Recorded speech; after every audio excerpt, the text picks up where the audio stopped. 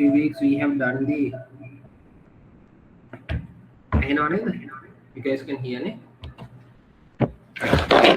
Last few weeks we have done the true false MCQs. So we are going to now do the SBA.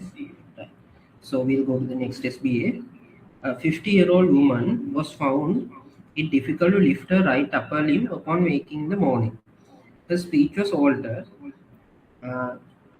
Neurological examination showed weakness in the lower part of the right side of the face. But she could wrinkle her forehead and close her eyes tightly. So in the lower quadrant of the face, there is this weakness. So what is this weakness now? What sort of weakness is this? What nerve is it?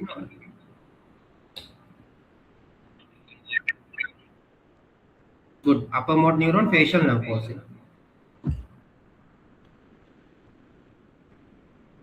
The right upper and lower limbs. Muscle power was reduced. Upper limb affected more than the lower limb. Right side upper and lower limb reflexes were exaggerated. There was mild sensory loss over the right side of the body and expressive dysphagia. She was diagnosed with a stroke. Which of the following vascular deficits is the most likely to be involved? So, Jaharna, what are the defects here? Defect in the sense, yeah. What so are the neurological deficits in this patient? He have right upper and lower limb muscle power reduced.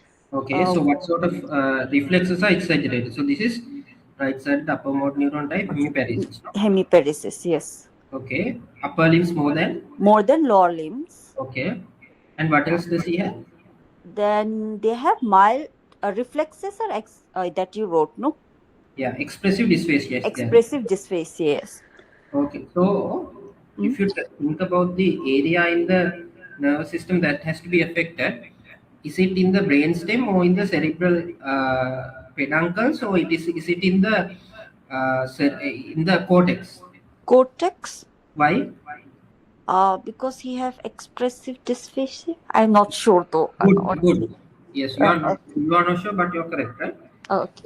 So, which vascular territory is most likely to be involved? You tell me the answer again. Left middle cerebral artery. Excellent. Okay. Ale, do you agree with the answer? Yeah. So usually when you take the cerebral hemispheres, right, like this, left and right, left cerebral hemisphere and right cerebral hemisphere, there is something called the cerebral, what do you call this, motor homunculus, right, motor homunculus ke leke kinu. In that, the upper limbs are located in the lateral side of the motor homunculus, right? However, the lower limbs are located in the medial side, medial aspect. So because upper limbs are more affected, it means that the defect is more in the lateral aspect of the cortex, right? The medial aspect, the mesial aspect of this cerebral hemispheres is supplied by, remember, anterior cerebral artery, right? The lateral aspects of the cerebral hemispheres are actually supplied by middle cerebral artery. Understood? Right? So does this anatomical explanation confirm our vascular territory finding? Ale? Can you say again? Yeah. So the upper limbs are in the lateral aspect of the cerebral hemisphere, motor homunculus, right? So the lateral aspect of the cerebral cortex is supplied by the middle cerebral artery. The mesial aspect, the motor homunculus, goes inside the sagittal fissure, right? And the mesial aspect, you have the lower limb of the motor homunculus. So when the mesial aspect is supplied by the anterior cerebral artery. So if there is lower limb weakness more than upper limb weakness, it is most likely to be an anterior cerebral artery involved. But here the middle cerebral artery is the likely culprit because there is upper limb involvement more than lower limbs, and also the expressive dysphagia area, the Broca's area, is located in the left frontal lobe, the lateral aspect, which is supplied by the middle cerebral artery. So according to the defect, we can pinpoint to the vascular trajectory because the defect area is supplied by the defective vessel. Understood? Yes. Thank you. Okay. So 42-year-old woman develops sudden onset severe headache, neck pain, vomiting, vertigo. Shortly after having her hair washed and extended backward at a salon. On examination, she had left-sided nystagmus, left-sided Horner syndrome, loss of pain and temperature sensation over the left side of her face, and loss of pain and temperature sensation in the right upper and lower limbs. What is the most likely diagnosis? Any guesses, guys? Okay, why do you say so?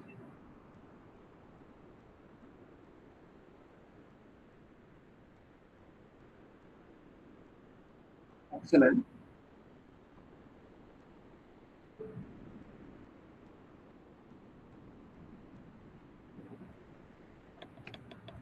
Yeah. So there is specific motor involvement. There is specific sensory involvement also, right? And if you guys notice, there is also autonomic involvement, right?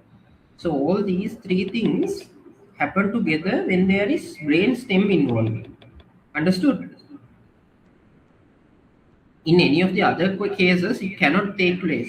Subarachnoid hemorrhage will not cause any autonomic involvement like this, right? Cerebral venous sinus thrombosis will not cause specific motor, sensory, and autonomic involvement like this, right? Because there is Horner syndrome, no? Right? And then there is also loss of pain and temperature over the left side of the face, and loss of temperature sensation on the right upper limb and lower limb. And yeah, so there is cross, what do you call this, what do you call this, sensory pattern loss, you call this checkerboard sensory loss or motor loss, which means that when you detect the defect in the neurological examination, right? When you detect the defect in the neurological examination, the right side and the left side of the body with versus the face, the right side of the face is affected with the left side of the upper limbs and lower limbs of the individual, right? If there is a right-sided brainstem lesion, understood? If there is a left side loss, it could be a sensory loss or a motor loss with left-sided motor or sensory loss, right? The lesion is in the left side of the brainstem. Understood? That is called checkerboard motor and sensory loss. That if you detect a checkerboard type motor and sensory loss in the body and the face, the lesion is most likely in the brainstem. Understood?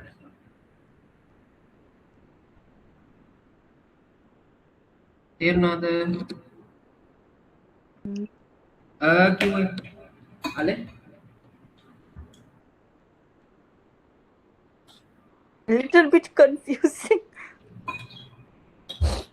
If you get motor loss or sensory loss in one side of the face with the contralateral side of the body, upper limb and lower limb affected. මේ පැත්තයි මේ පැත්තේ. මූණේ මේ පැත්ත ඇඟේ මේ පැත්ත. Right? The defect is likely in the right side of the brainstem of this individual. Right? මූණේ මේ පැත්තයි ඇඟේ මේ පැත්තයි. Sensory loss එකක් හරි motor loss එකක් හරි. Motor loss එක දෙපැත්තෙම වෙන්න පුළුවන් මේ පැත්තේ මූණේ සහ ඇඟේ, sensory loss එකක් එන්නත් පුළුවන් මූණේ සහ ඇඟේ මේ පැත්තේ. brain stem එකේ මේ පැත්තේ lesion එක තියෙනවා. මේ පැත්තේ motor loss එකක් හෝ sensory loss එකක් මූණේ ඇවිල්ලා මේ පැත්තේ motor or sensory loss එකක් ඇඟේ ආව lesion එක තියෙන මේ පැත්තේ brain stem එකේ. Understood? Jana? Oh, that is called checkerboard sensory loss. Okay, got it. Right? So, have you guys heard of this person called Phil Hughes? Phil Hughes? Ale? Cricket කෙනෙක් ඉඳලා තියෙනවා feel හියුස් කියලා Australian team එකේ. අහලා තියෙනවද? ඌ මැරුණා බෝලයක් ඇදලා බෙල්ලට. මතකද?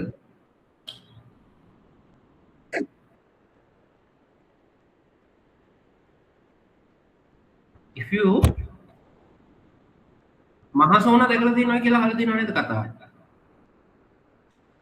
ඒ කියන්නේ Jarna won't understand this, but this is a Sinhala folklore thing.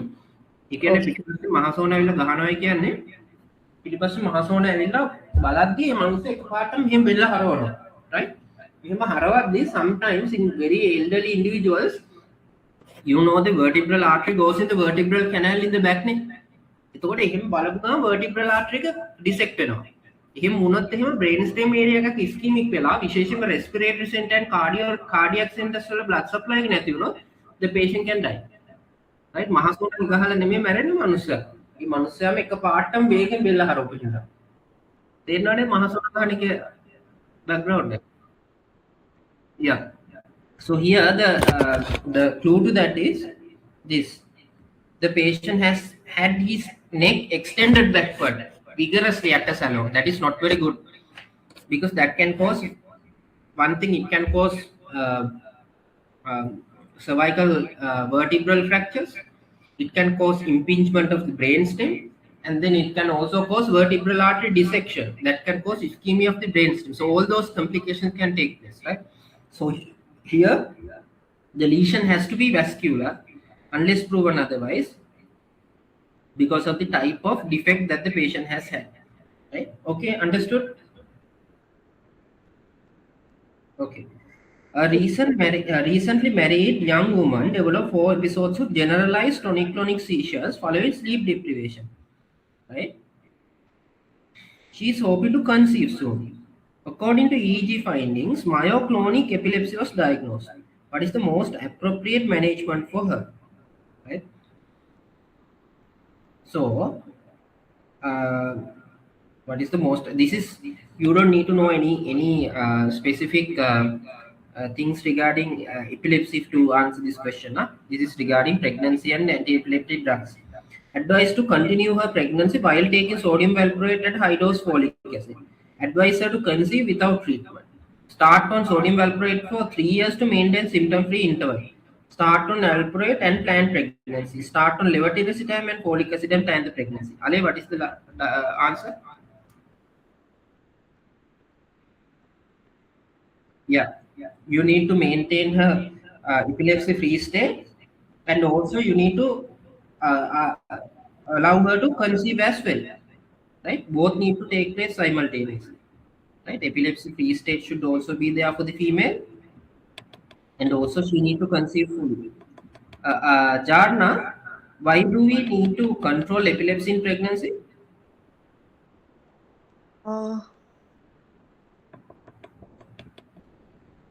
Because it can be harmful, like accident and all can happen while patient get epilepsy. Yeah, so specifically, if the patient gets epilepsy during pregnancy, what are the complications they can have?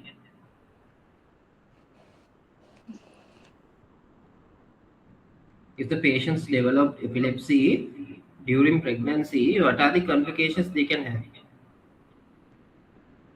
I'm not sure, I forgot. No need to remember these things. Just using your common sense, can you think and tell me? Not complex. Ale?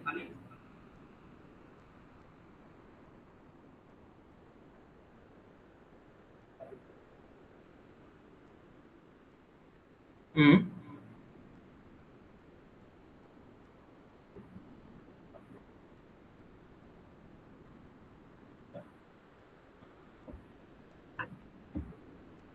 Excellent. Anything else? So they can get preterm delivery due to labor stimulation, and then they can also get airway collapse if they are status epilepticus. They can get airway collapse and they can die, and then also the risk of prenatal death or death of the child also increases with epilepsy. Right? Okay. So all these things increase in pregnancy if epilepsy is not controlled. So what are the types of epilepsy that you know? Jadna, any epilepsy types you know? Generalized tonic-clonic seizure, Hmm. and then myoclonic seizure, Okay, good. clonic, clonic tonic, no, generalized tonic, Absence seizures. absence seizure. Yeah, Anything else? there is one no generalized tonic-clonic seizure, myoclonic, absence. Where do you learn this? Huh? Where do you learn this? Pete? About No? pedia. And you can also get focal seizures, no? Okay. Okay. Mm. So if there is focal seizures. What do you need to specifically do other than giving anti-epileptic drugs in an adult patient?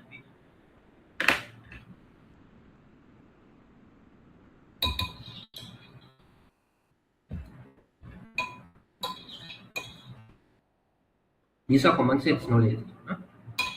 What do you specifically need to do in a focal seizure patient other than giving the patient anti-epileptics?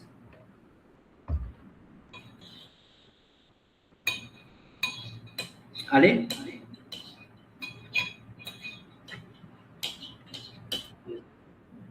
Huh? What do you need to do in a focal seizure patient other than giving the patient anti-epileptics?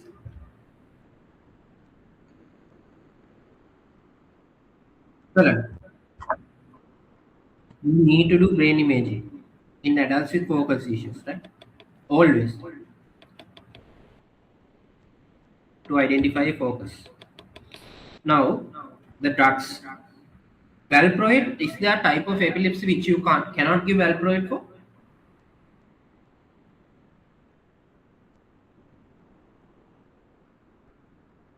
Okay, but usual focal seizures also you don't give valproate. Huh? Okay. Um, Carbamazepine in any other seizures which you can't give carbamazepine for?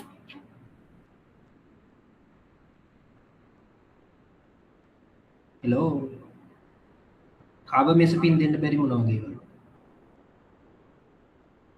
Excellent. To give carbamazepine to myoclonic seizures and absence seizures, Jarna, you are registering this, right? Yes, yes. I Important forgot. for pediatric. Huh? Yeah, I forgot. I studied long. Yeah, this will worsen, right? So you don't give this for myoclonic epilepsy or Okay. uh, absence seizures. What is the drug of choice for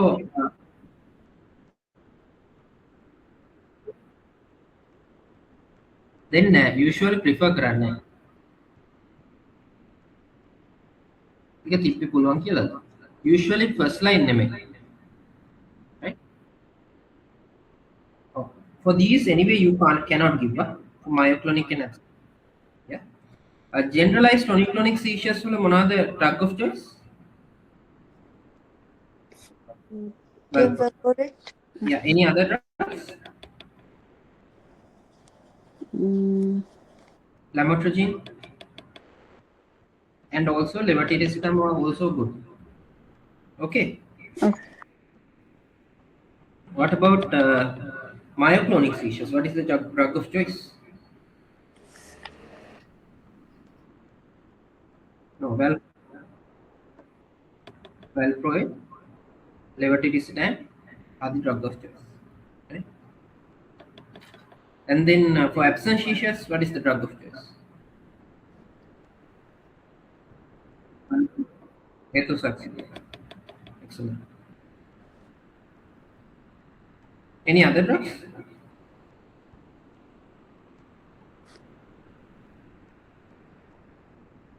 Ale? Mm-hmm. Focal seizures, what is the drug of choice? Carbamazepine.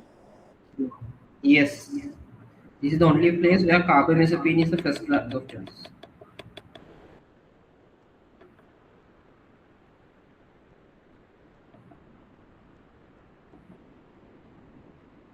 ඒ දෙකටම දීලාද?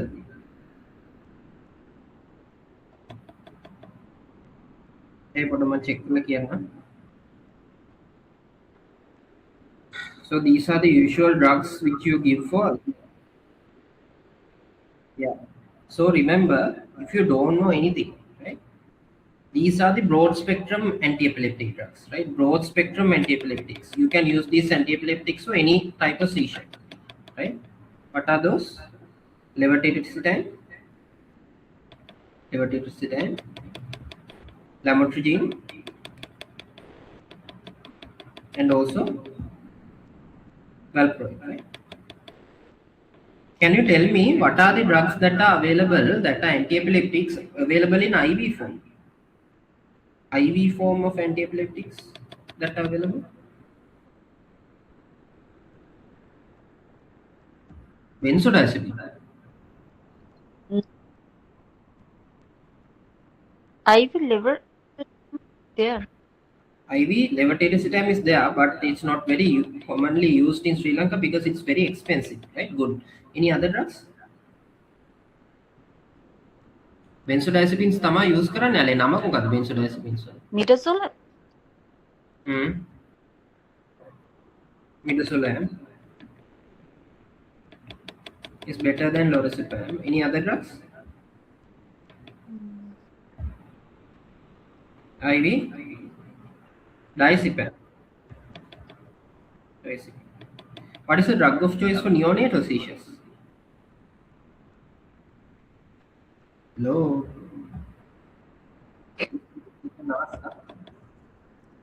In pediatrics. Drugs for neonatal seizures? Jana? Wait.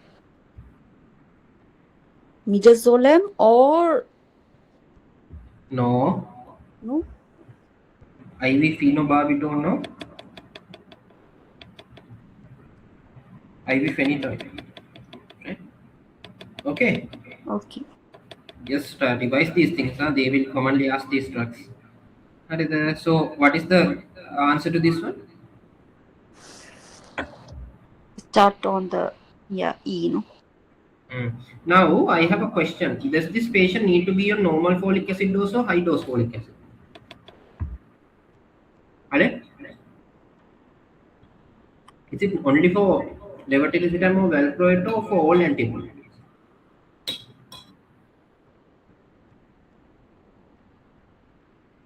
For all patients with epilepsy on anti-epileptic drugs, whether it is valproate or whether it's ethosuximide or whether it's lamotrigine levetiracetam, you need to give high dose folic acid, which is how much? 5 milligrams. I So we go to the next one. 45-year-old male previously diagnosed with hypertension came back to the medical clinic after being treated with enalapril 5 milligram daily for 2 weeks. His current blood pressure is 120/70. Lab investigations before starting enalapril and 2 weeks after starting enalapril. He's not on any other medication, so he's only on enalapril. His current blood pressure is well controlled. 2 weeks and after 2 weeks, these are the drugs. These are the amounts of. These are the blood investigations. What is the best action regarding his antihypertensive therapy based on the laboratory results? Serum creatinine level එක වැඩි වෙලා. EGFR level එක අඩු වෙලා. Sodium level has increased. Potassium level has increased. Now, Ale, what is the action that we can take? What is the action we can take for this patient? Why?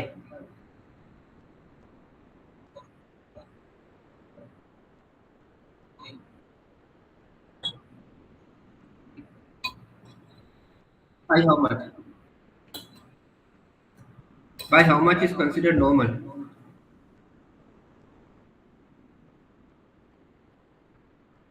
These are within reference ranges, but how much? ඒවා කියලා බේරෙන්නේ නැහැ. Serum creatinine increase වෙනවා, but how much is considered normal? Right. Serum creatinine increase of up to 30% is considered normal. Understood? So what is the amount that is increased here?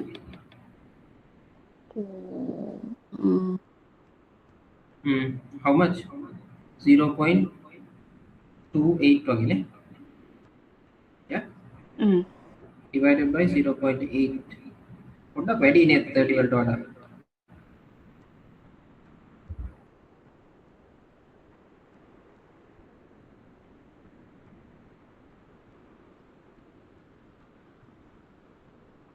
So more than. Yeah, slightly 35 again. Slightly 35% again. Right? Mm. Usually 30 volt order consider when if it is increasing up to 35, this is of course taken as normal because it's otherwise healthy male. No other features of oligouria, no features of hyperkalemia. Sodium level is also within the reference range. So remember this, but it is not a strict cutoff, right? Patient to patient based like api ka venas karna, right? I'll just check this again in the guidelines, right? Because you guys need to know this. Hypertension වල එහෙම commonly අහනවා මේ වගේ.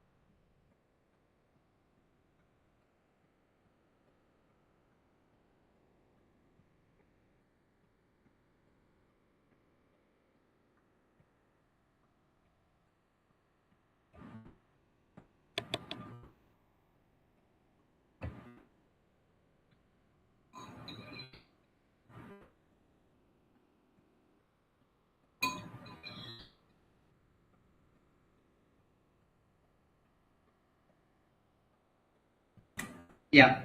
So some guidelines, the recent NICE guideline has taken the cutoff as 50, right? So some guidelines say it is 30, some guidelines say 50, some guidelines say it is less than 50. Okay. So usually 30 to 50% rise sac pendicular, right? If it goes beyond the 50%, it is abnormal, right? So let's take 50 as the cutoff, right? This is the newest guideline. So we can continue the same lateral dose.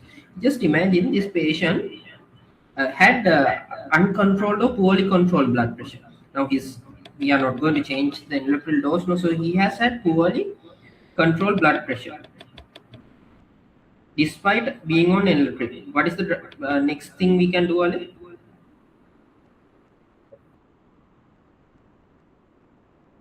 Excellent. Why? What is the recommendation?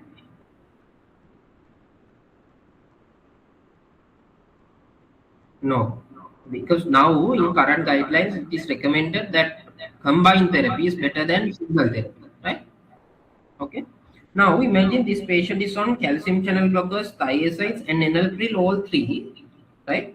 And he's still not having he's still having poorly controlled blood pressure. Then what do we need to do? So we'll say this is resistant blood pressure.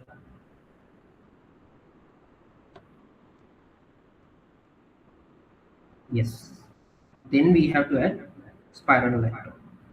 Any other agents we can add to control poorly controlled blood pressure? What sort of agents are we going to add? Selective or non-cardiac? Hmm. Cardiac selective. Sure. We can use prazosin. We can use non-cardiac selective because if you give cardioselective beta blockers to a patient without any cardiac problem, they will get unwanted effects. No? Just let me check.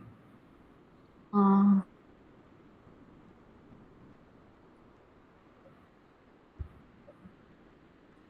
Cardioselective because they specifically attack the heart. Beta 1 selective? Oh. They are cardioprotective because they reduce the sympathetic and the vicious cycle is reduced. Yeah. For this we can use labetalol, metoprolol ලේවත් දෙන්න පුළුවන්, atenolol, right? And then propanolol also we can use, but not very commonly used, right?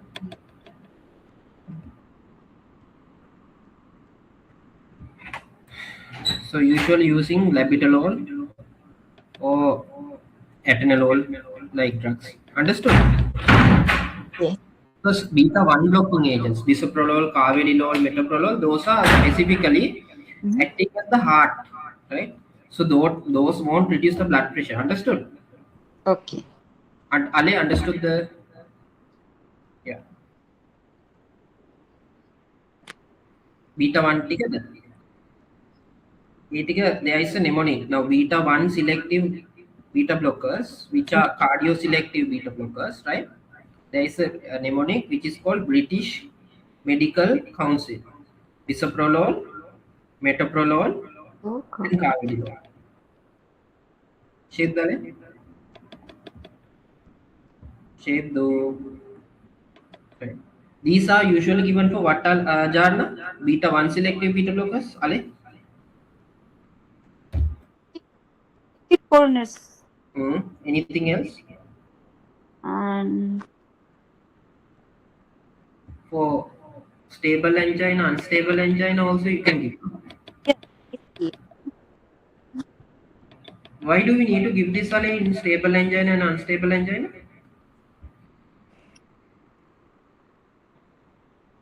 Yeah, one thing is reduce the cardiac workload because the heart is already overworked and there is ischemic disease of the vessels also. So the increase in the workload of the heart will worsen the ischemic load. What is the Mhm. second reason we can give this? To reduce the heart rate, but Yes, that is reducing heart rate is reducing the cardiac workload. What is yeah. the target heart rate which we need to achieve by giving these drugs? Uh, Less than 100 beats per minute. Okay, okay. and we also need to reduce the myocardial remodeling. Right?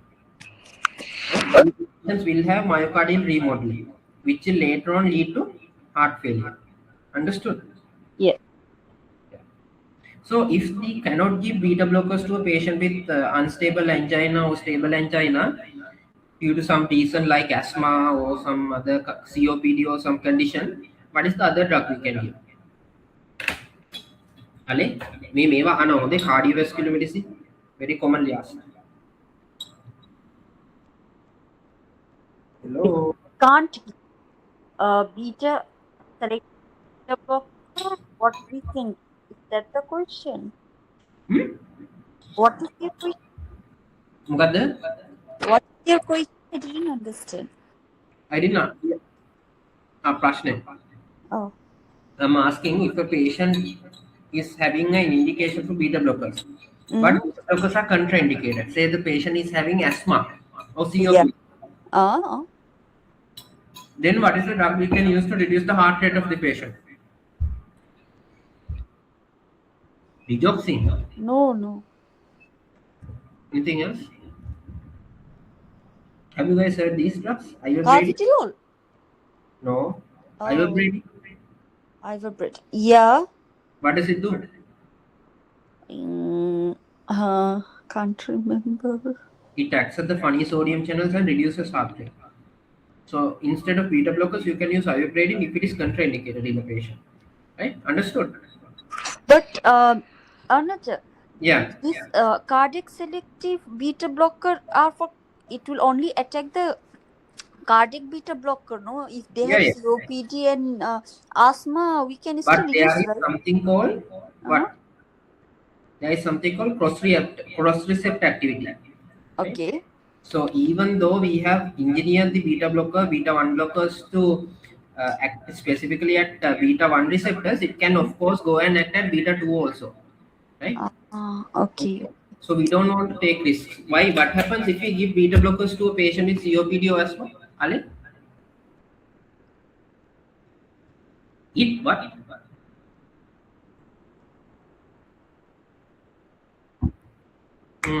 Mm. Excellent. So we go to the next one.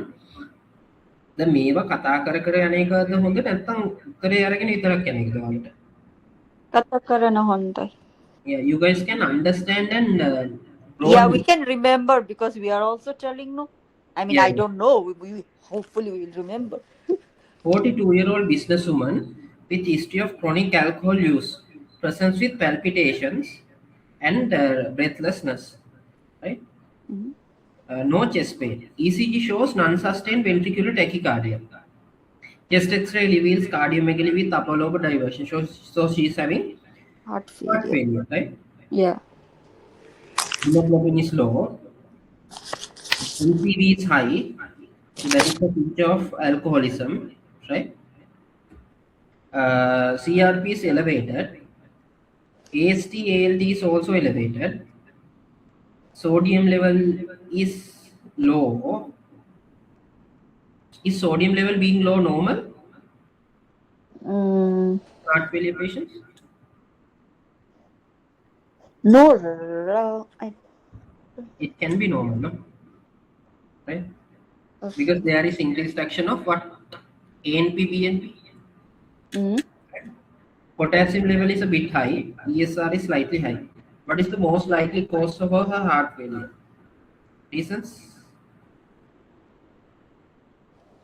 Most likely cause.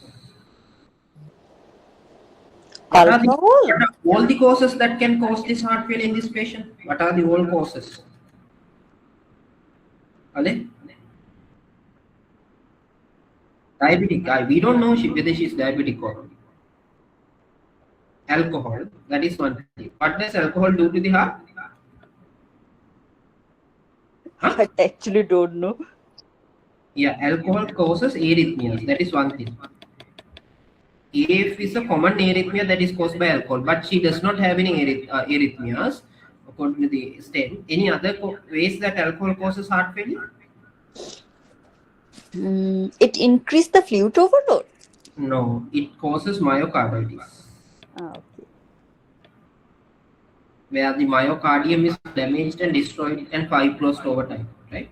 Any other ways that this patient can have heart failure? He has infection also, no? So maybe He's having an underlying infection also. Any other ways? Infection increases the cardiac workload, right? Any other ways? Why CRP is elevated? Right? She's having breathlessness also. It could be a respiratory tract infection. No one knows, right? Any other ways? Yeah, it can't be infected in the cardiacs. Usually ESR has to be more than 50, right? Any other things? Can you notice that there's anemia?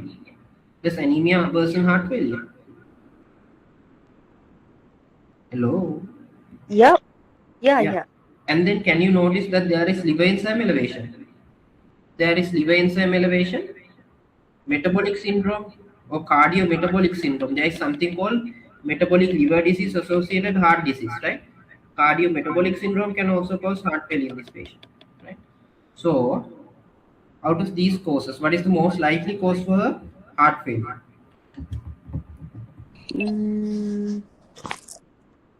Alcohol.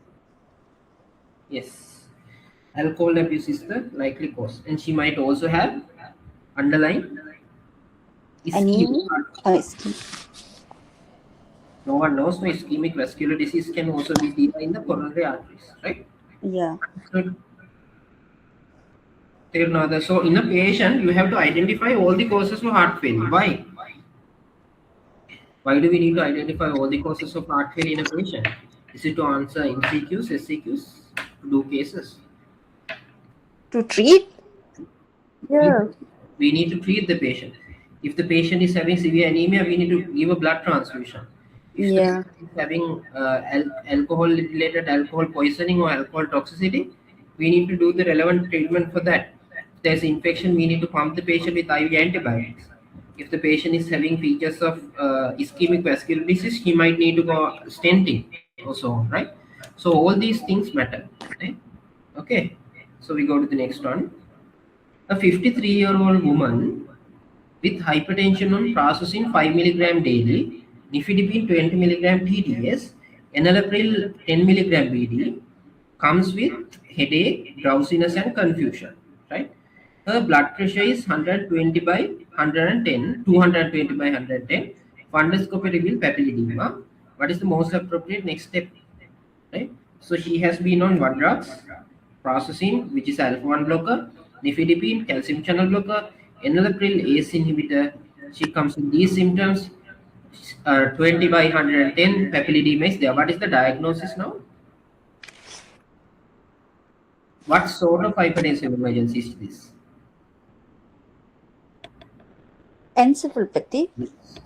Hypertensive emergency that is likely to be a hypertensive encephalopathy. Right? Okay. So what is the drug of choice? Can we give IV drugs or oral drugs? IV, no? Yeah. What drug do we need to give? IV GT, IV Lebitu. labetalol? Yeah. So IV GT and IV furosemide both are for heart failure that come with hypertensive emergency. Okay. Okay. What does IV furosemide do in the hypertensive emergency in heart failure? How? Diuresis. Yeah. It Any acts. other ways? It also causes venodilatation, right? So that reduces pulmonary venous congestion, right? Okay. Okay, so we go to the next one. A 54-year-old man with recurrent episodes of hematemesis underwent several upper and lower GI endoscopies, all normal. A duodenal biopsy revealed negative for Helicobacter pylori, and UDS blood test also came negative. He again presented with epigastric pain and coffee ground vomitus. He has iron deficiency anemia despite iron 200 mg daily with good compliance and multiple blood transfusions. Latest upper GI is also normal. Hemoglobin is 5.2 reduced. MCV is also reduced, hypochromic. MCHC is also reduced, microcytic anemia. Serum ferritin level is also reduced, suggestive of anemia. What is the next investigation? What is the next investigation? H. pylori is done, upper GI, lower GI endoscopies are done. So all the upper GI system has been evaluated thoroughly. So now what do we need? What do we need to do? Bone marrow biopsy. Excellent. No, not bone marrow. Why? What is the purpose of doing a bone marrow in this patient? Why do you say so? Yeah. It can be some like hemolytic malignancy. So because of Okay. that. But if there is a like bleeding manifestation that is caused by a malignancy in the bloodstream, I agree with you. Mhm. Will it only take place from the GI? No. There will be the Yes, also. that rashes on the body also.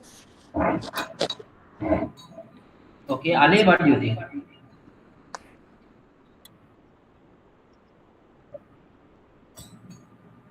Why?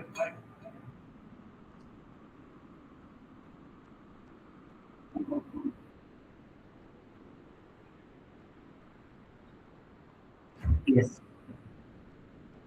So capsule endoscopy is the answer.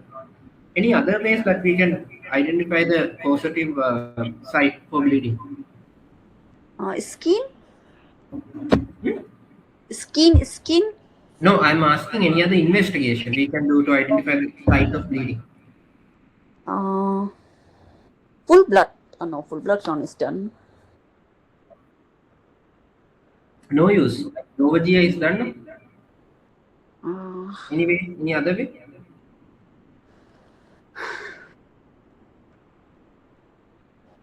You Not can sure. also CT angiogram.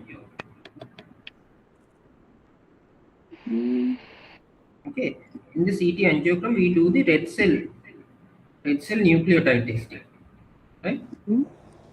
So what we do is we give a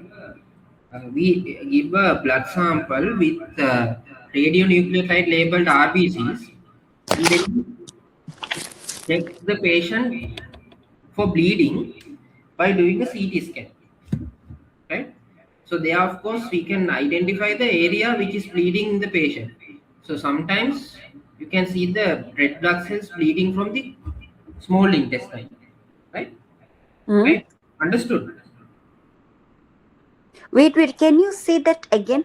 I Yeah. missed. So what we do is we take RBCs and then we tag the RBCs with Oh. a nucleotide agent, and Oh. then we give the patient that RBC transfusion, right?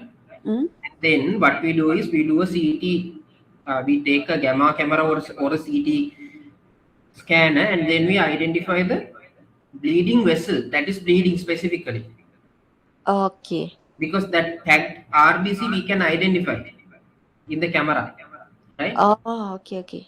Understood. So we can especially specifically identify the blood vessel also that is bleeding, right? Oh. Okay. So we can identify whether it's a blood vessel supplying the small bowel. Okay. Okay. Ali, did you understand? So we go to the next one. What is done by this tissue transglobulin antibody? What is the test that is done for this? Don't know. Ali? A cause of chronic diarrhea.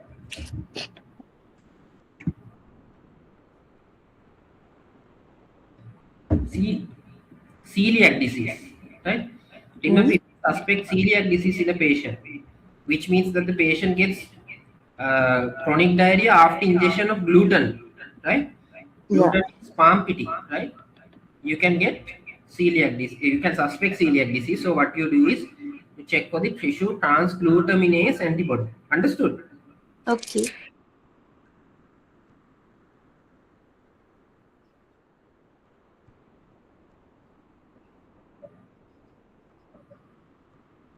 Yeah. Right. Oh,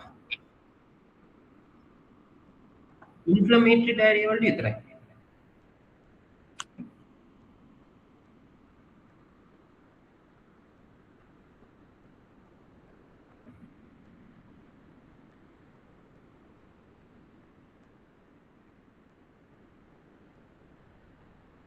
I'm just searching whether fecal calprotectin levels increase in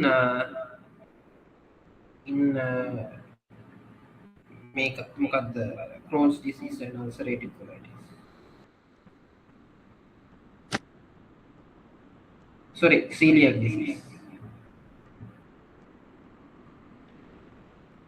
So celiac disease වලත් වැඩි වෙනවා fecal calprotectin because it is an inflammatory cause නේ, Mm. right? But in irritable bowel syndrome it is not increased. Understood? Okay.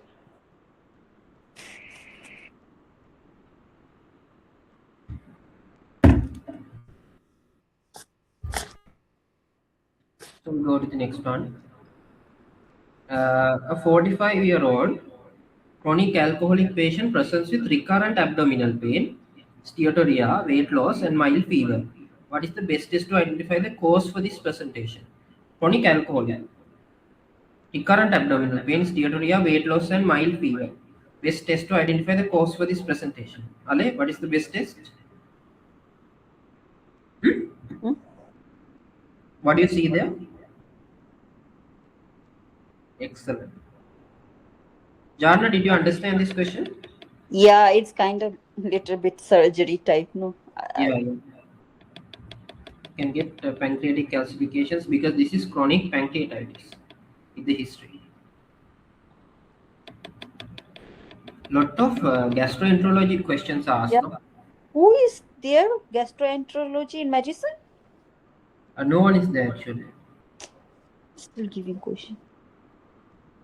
In our unit, there is no one that is doing gastroenterology in the medical department.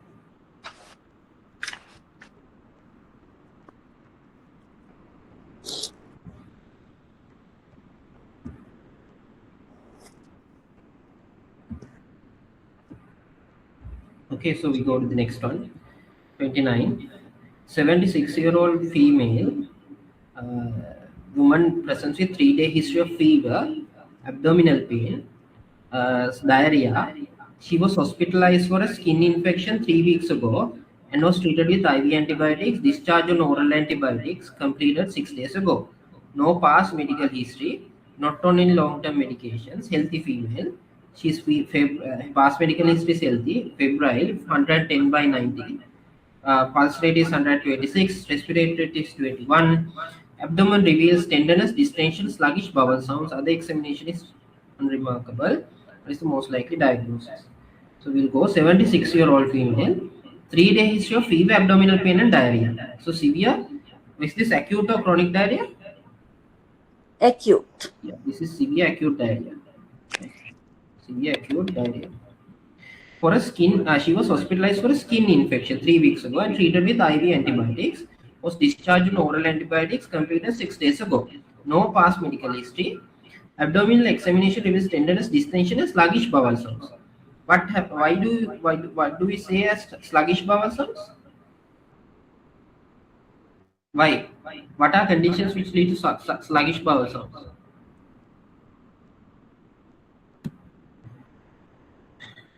When there is intestinal obstruction, Mhm. does it lead to sluggish bowel sounds? Yeah, right. No. No. Intestinal obstruction, the bowel sounds are exaggerated. Why? The body is trying to push the obstructed component out, right? Where do you feel sluggish bowel sounds?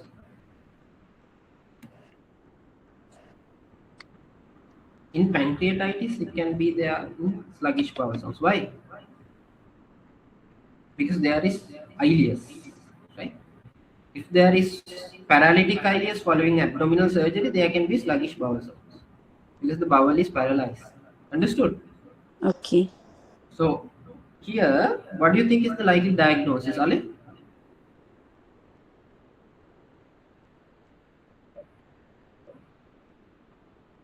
It's pseudomembranous colitis. Oh. No, intestinal. Yes, intestinal in pseudomembranous colitis also you can get ileus. You get something called toxic megacolon, right? In intestinal, what are the other conditions that can lead to toxic megacolon? From Ulcerative colitis, right? So what happens is the intestine gets dilated because the intestinal wall is edematous and inflamed, right? So Mm. pseudomembranous colitis is a condition which can commonly lead to this kind of presentation.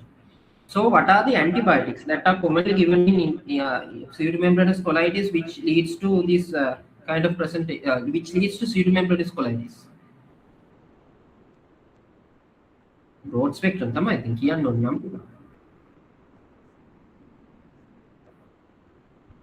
Okay, cephalosporins. Any other drugs? Mm.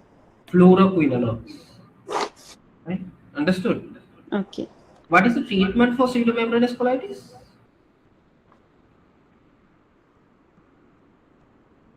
Probiotics. Anything else? What is the first line drug for pseudomembranous colitis?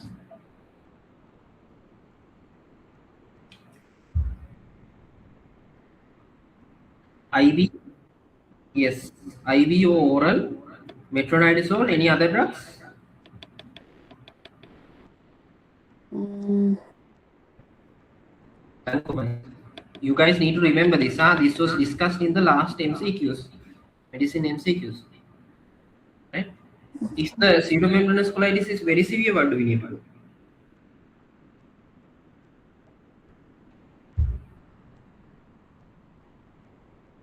Yes, we we need to do colectomy. We need to remove the whole colon, right? Because if it perforates, there will be septic peritonitis and the patient will die. Understood? Okay. So we go to the next one. A 63-year-old man with background history of COPD on hypertropium bromide presents with progressive breathlessness and dry cough.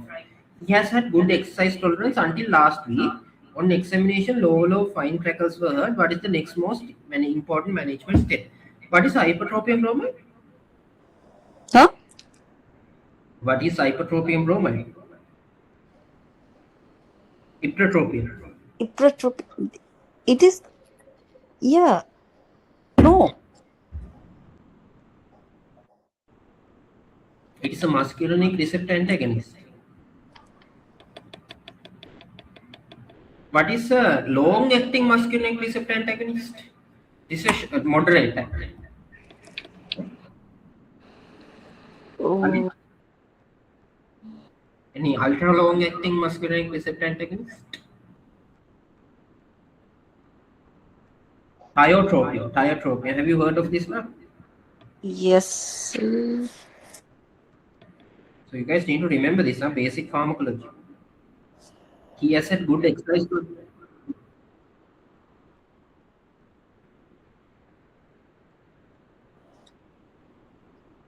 Acetylcholine receptor එක නැති වෙනවා. Acetylcholine විතර දෙන්න agonist එක. Okay? නැත්නම් enzyme inhibitor එක.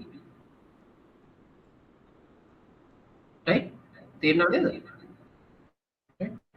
Okay, so on examination, bilateral lower fine crackles were heard. So what are the causes of fine crackles? I told you guys this in the short case examination. Interstitial lung ILD. Okay. And then heart What failure. What else? Severe pneumonia. Not severe. Sorry. Early pneumonia. Early. Severe pneumonia, what do you get? Course cracker. Yeah. So now what do you need to do in this patient? First you need to diagnose the condition. No? What do you need to do? Perform chest X-ray. Yeah. What will you be able to see in chest X-ray? Ring? No.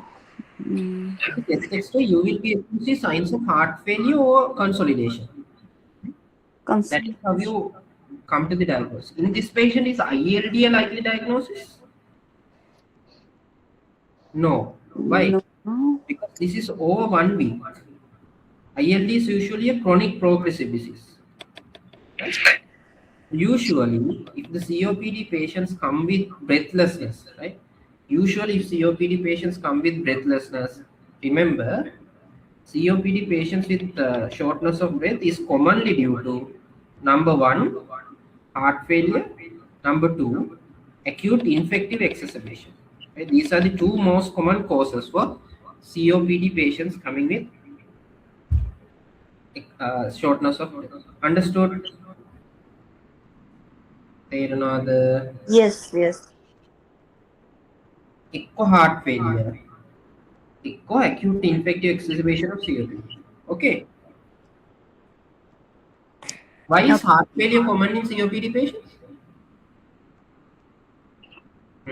Any other reasons?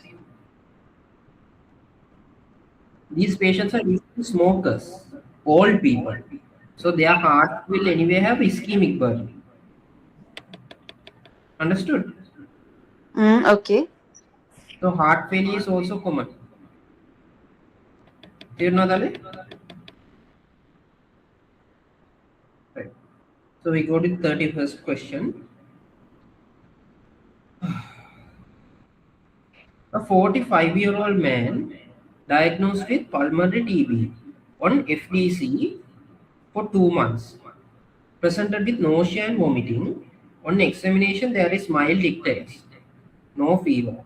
What is the next best management option? Right? So, 45-year-old man with pulmonary TB on FDC, presents with nausea and vomiting, mild icterus, no fever. What is the next best management option? Mild icterus, no fever. Any answers, guys?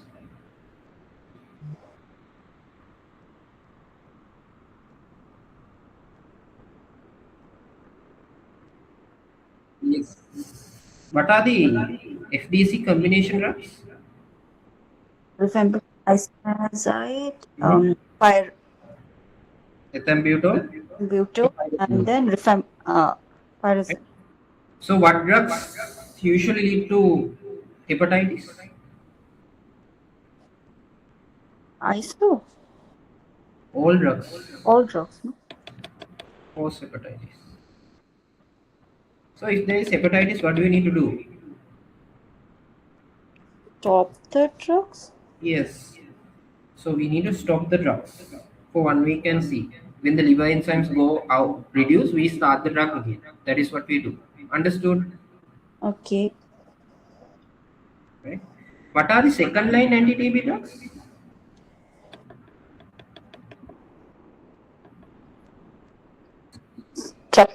Streptokinase? No, What no, what is streptokinase? Streptokinase. If you give no, streptokinase, no, the patient will bleed to death. You will no. have TB and also bleeding. What is the drug? I I am streptomycin. Right? Yeah. Any other drugs are there? Cipro there? Nah, levofloxacin. No, levofloxacin. And these are the common use drugs. So if the patient is having hepatitis recurrently, we need to go for second line agents, right? That is not of that is of course a specialist area. We don't need to know up to that much, but we need to know all drugs that are used in the FDC combination can cause hepatitis. So we can't identify which drug is causing hepatitis. So we can't go for monotherapy, right? Okay. Understood? Understood. Understood. Okay, so we go So to we next. have to answer is stop and change to monotherapy, no? No, no, no. Stop the drugs for one Uh, week because for monotherapy, what? How do we know which drug to start? Because we uh, don't know which drug it came from. Okay. okay. So Okay. we stop the drug, we repeat the for 1 week, and then we repeat the liver functions after 1 week, and then we restart. Okay. Okay.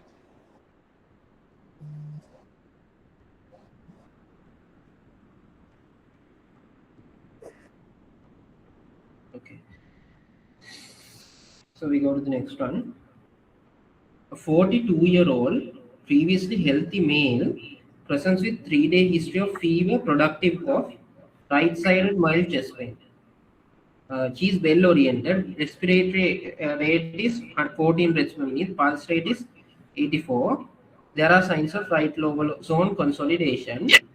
Investigations are these: neutrophils, WBC, platelets, CRP level is increased, ESR level is increased, sodium level is bit reduced, potassium level is reduced, urea level is increased, right lower lobes consolidation is there. What is the appropriate management plan? Ale, මෙයාව admit කරන්න ඕනද?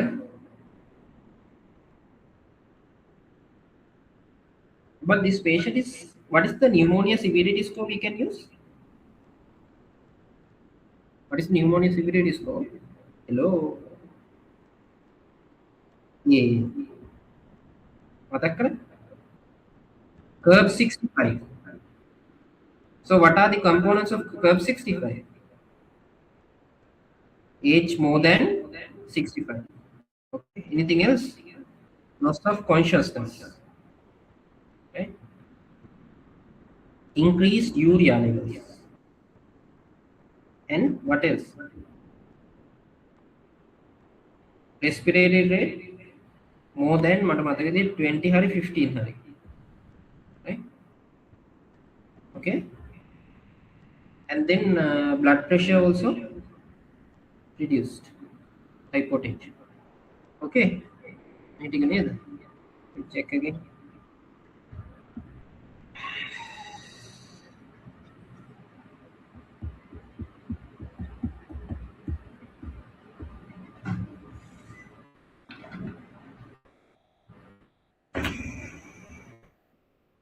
Okay.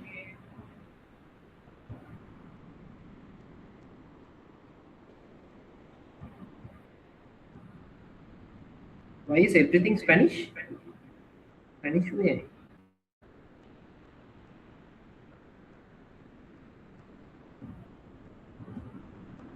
Okay, so 0 to 1 now, outpatient treatment. Do we need to admit even this patient? What do you think now?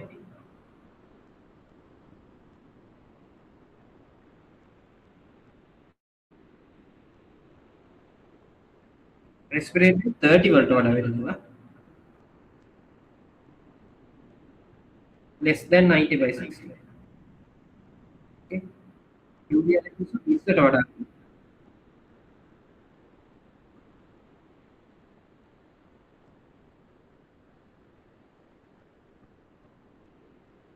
Urea or do can relatively very normal level like order, but how that nothing level. What do you think is the thing we need to do?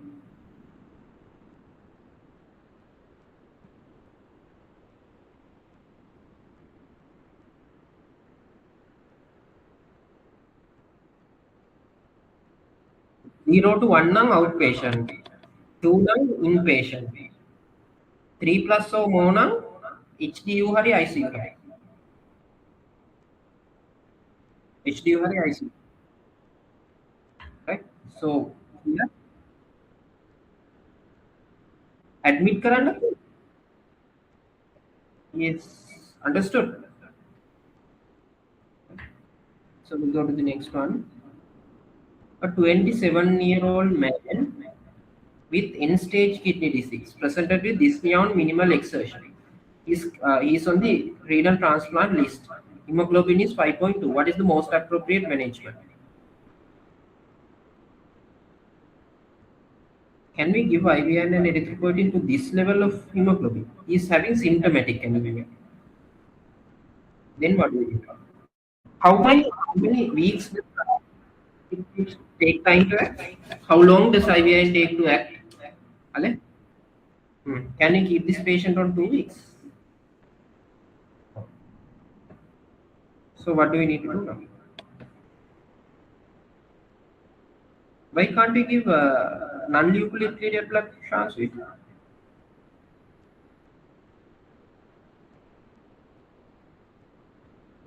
It's what? No. Rejection. Yeah, it can cause rejection of the graft. Due to what sort of rejection? Antibody mediated rejection. Okay. Is it enough for today? Right. So I'll meet you guys tomorrow. Tomorrow come at 1 p.m. sharp. Huh? Okay. Okay. Okay.